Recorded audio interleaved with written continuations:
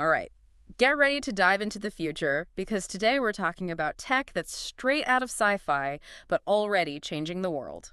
And it's amazing how quickly these advancements are moving from labs to our lives. No kidding. Imagine contact lenses that are like mini computers, giving you info right in your vision. That's what Mojo Vision is working on. No more pulling out your phone, it's all right there in your eye. Exactly. Augmented reality contact lenses. That sounds wild. So how does it even work? They have these tiny, tiny micro displays, Uh, smaller than a grain of sand. Seriously? Yeah, embedded right in the lens, like a heads-up display, but in your eye. Wow. Okay, so no lasers shooting information into my eyeball, Not lasers, but they do use micro LED displays. which are Some of the tiniest displays ever, and wirelessly powered. no bulky batteries then. Nope. And they use eye tracking, so the info is always where you need it. That's incredible. Right. I can already see the possibilities. Surgeons, architects, athletes. Absolutely.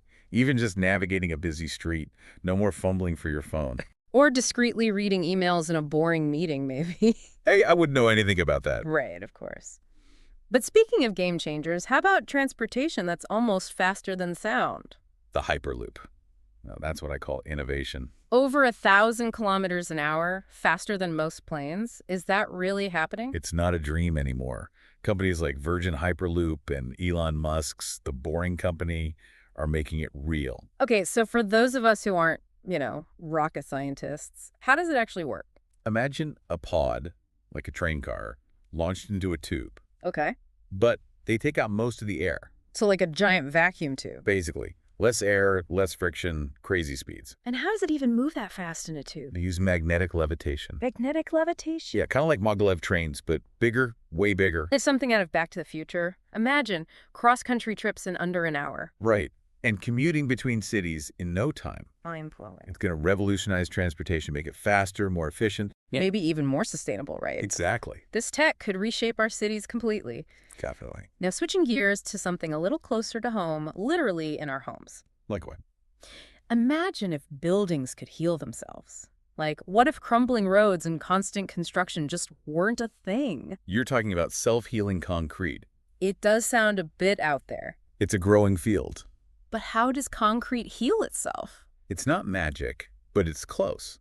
They put special bacteria into the mix. Wait, bacteria? In concrete? I know, it sounds strange, but these aren't your everyday bacteria. Okay. These ones produce calcium carbonate, And that's? the major part of concrete. Like tiny little repair crews, just waiting. So microscopic construction workers. You got it. When a crack forms, water gets in, wakes up the bacteria. Yeah. They get to work, producing calcium carbonate that heals the crack. From the inside out. Exactly. Fewer repairs, buildings last longer, less waste. Wow, that's incredible. Like buildings with their own immune system. Pretty much. This could change construction forever. So we've talked about buildings that heal themselves, but what about applying that to, well, almost everything? Ah, you're thinking about graphene. That's the one. It's supposed to be super strong, super thin, super everything. That's putting it lightly. Graphene is incredible stuff. Basically, a single layer of carbon atoms. Really? Just one layer? One atom thick, arranged in this honeycomb pattern. Thinner than a hair, but stronger than steel. See, that's the part I don't quite get. How can something so thin be that strong? It's the way the atoms bond. It creates this incredibly strong structure. Huh, science. Okay, but what about its real-world uses? What's it good for? What isn't it good for? We're talking batteries that charge super fast, solar panels that work even on cloudy days. Hold on, really. More efficient solar panel. Way more efficient. And then there's electronics, lighter and stronger aircraft, even water filtration. This graphene sounds like a miracle material. It has that potential, but it's still early. So what's the holdup? Why isn't everything made of this stuff yet? The biggest challenge is producing it on a large scale.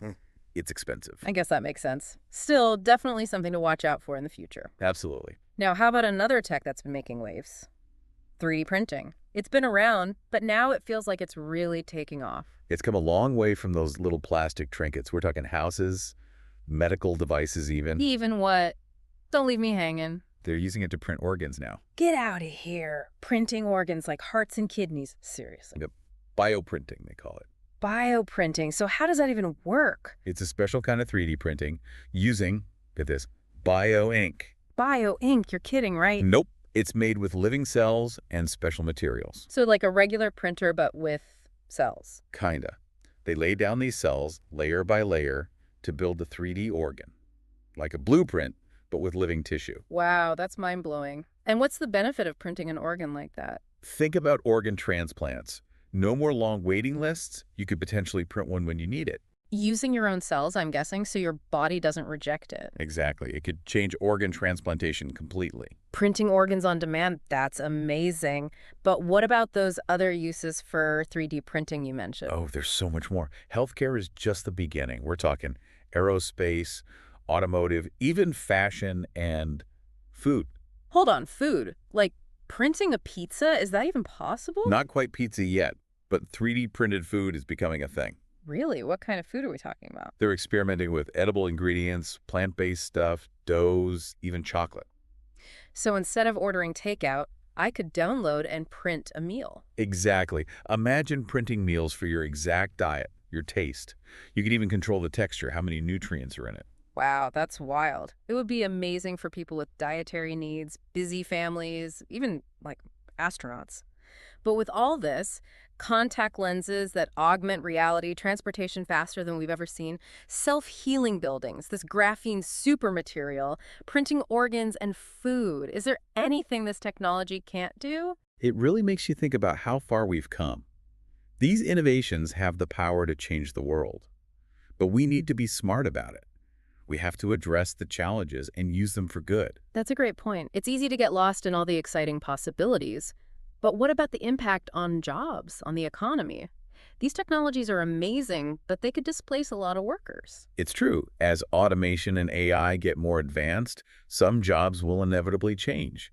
But history has shown us that new technologies also create new opportunities, new industries, new types of jobs we haven't even imagined yet. So it's about adapting, being ready for the jobs of the future. Exactly. We need to be adaptable, creative, and think critically.